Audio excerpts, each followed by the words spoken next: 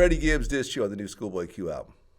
Oh, wow, He did said, you didn't know about this? I'm being facetious right now. Okay, see, smack N-word in his mouth for the loot. If I ever see that pussy N-word academics, I'm going to catch another lawsuit. I think he was playing around. The lawsuit he probably is talking about is probably a child support lawsuit. You know, I had his baby mama hop on the show. Yeah. You know, you guys were naming the kid, I guess. Yeah. You know, we had briefly talked about me possibly naming his child.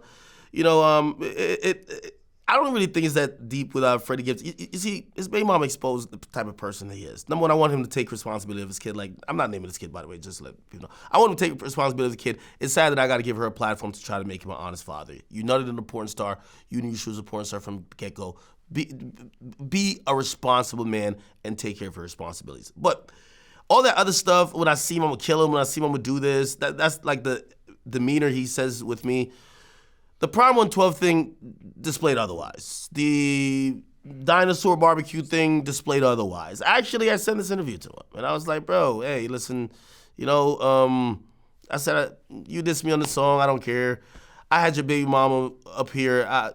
We just had a good conversation. I didn't even say nothing crazy to him. And he says, yo, I think he said something like, you guys are burnt out for that or something. And I was just like, I literally said to him, I said, this is how old our beef is. I said, Freddie, I'm really just waiting for you to come up here. Let's just sit down and fucking talk, bro.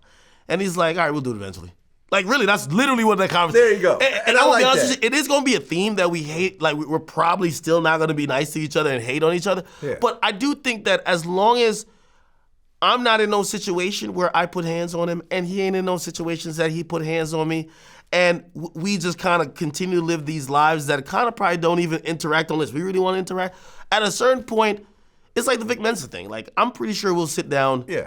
And now, granted, you know, I told his baby mama, because his baby mama was like, what do you think would happen if you saw Freddie? I said, what I think would happen is that Freddie Gibbs would probably pull out his phone, so would I, and we would both shout at our phones, try to get the better, yo, look at this bitch ass nigga right here. Say, yo, look at Akademiks, fat ass motherfucker. And we would have did that and raced to upload online to look better. And yeah, like, I don't think it's really not that deep. You know what I mean? Number one, I don't think he wants to get arrested. I don't think he wants to get hurt. Neither do I over here. You get what I mean? Yeah. And if you really think about it, right? Like, you saw what happened when he got into it with Benny the Butcher. Yeah. It turned into a very bad, ugly, violent situation. Yeah. You know, you heard about the situation about, you know, the Jim Jones altercation at Prime 112 in Miami, which I broke the story I told you about. Like, keeping this type of energy ends up not working out for anybody. You know what I'm saying? And like why you've been lucky to actually walk away from those situations. But if you continue to push this type of agenda, there's a reasonable possibility that you won't walk away from the situation. 100%. And this is not a threat or anything else. This is just the reality, and I've seen it over and over again. I've interviewed people who ended up dying pushing a certain line, being what they think is just trolling or entertainment. And it's not cool. No one wants Freddie Gibbs to die. I don't. He said shit about me. I don't care. I don't have any animosity towards him. Freddie Gibbs, to me, is like the majority of the rappers who claim they don't like me. I've been using this term recently, which is a Drake line more and more. They need me more than they hate me. And I see a lot of rappers, I think even Meek Mill, I think me and Meek would have never been in a beef if I told him, really when we first interacted, you're my favorite rapper. Meek always wanted me to like his music and like how he moved with things and kind of be like, oh, I'm just here to support you. Yeah. And when I first had those conversations with him, I said, I like the guy that you don't like. It was almost like an ego hurt to him. And that turned into us having issues.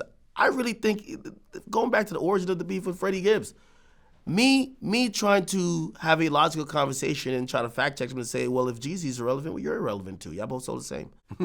That, he wanted me, he was watching the show that I was on. You can't hate me that much if you're watching the program that I'm on. But he wanted me to say and echo and co-sign you. I think Freddie wants me to support him. And, me, I don't really feel, I don't know who he is. Again, I've been told that I met him before. Yeah, I met him before. Yeah, and that he offered me to smoke, and I was like, I don't smoke. And, I really think it's a lot about nothing. And this is the true testament of every issue. When you could be mad at a motherfucker for years, and whether you run into them or not, and you still remember exactly why you're mad at them, because a lot of times you forget, you have to yo, I know I don't like this motherfucker, but that's when you realize it's not that serious. And also, you get older. I think Freddie Gibbs at this point, if you were trying to go for the 6'9" ankle, it failed horribly. Yeah. Again, and by the way, I don't even mind him. He can always diss me. It's fine. Shit. I'm kind of in pop culture, and actually, I play off it now. Yeah, you diss me, I diss you. I don't give a fuck, right? But I do think he has to think maybe outside of me, these actual other rappers who, again, they hurt people over words. Yeah.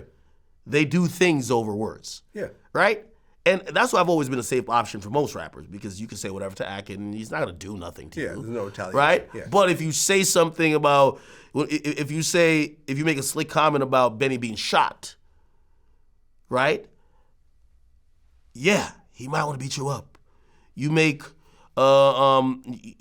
you make a slick comment back in the day about Jim Jones talking about, these bitch ass niggas throwing up V's because you're a vice lord, and he was actually repping Vamp Life, or is it VL? So it's Vice Lord and Vamp Life, and you run into the guy who you were sending slick shots to, saying he's a bitch ass nigga, and then you get pulverized. Yo, come on. We're all living this existence on Earth. It's the saying goes, 2 mountains may never meet, but 2 men usually will. I've never heard that. Well, hold on. Yo, that's ill. 2 mountains will never meet, but 2 men eventually will. Yes. Oh, I like that. Yeah. And I'm gonna use that. When you live with that motto and you understand what that motto means, over time, you realize that issues about trivial shit you want to either let go, somehow resolve, unless you're down to die over it. Yeah. And I know that there's so many people who run around with this Meek Mill mentality. I'm down to die over it. No, you're not down to die over it. You're taking care of your mom. You're taking care of your grandmother. You're taking care of your kids, your baby mothers, your cousins. You're taking care of so many people. You're not down to die. Yeah. You're not one of my favorite videos is Soulja Boy saying, I'm down to crash out today. Yo, he's so mad at Blueface, because Blueface is saying, he's a punk, he backed out the fight. He's like, fuck this man. I'm ready to die today. Let's crash out. He's like, come on, let's die. He's like, let's die. And I'm like, Soulja Boy, I've been to your mansion in LA. Dude, you live an amazing life. You got a little mini skate park at your crib, man. You're doing great.